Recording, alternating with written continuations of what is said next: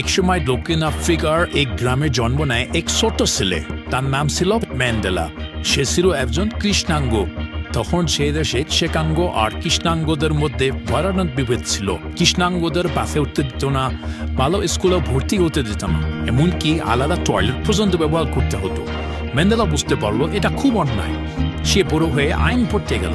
পড়াশোনা করে বুঝলো শুধু বইয়ের কথা পড়লেই হবে না, মানুষের অধিকারের জন্য লড়তে হবে।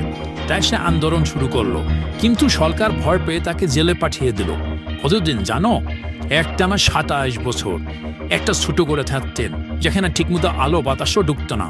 প্রতিদিন পাথর ভাঙতে হতো, আর তিনি ভাবতেন এই পাথরের নিচেই হয়তো লুকিয়ে আছে আমাদের স্বাধীনতা। অনেকে হাল ছেড়ে দিত, কিন্তু ম্যান্ডেলা ভেঙে পড়েননি। অবশেষে 27 বছর পর একদিন কারাগারের দরজা খুলে যায়।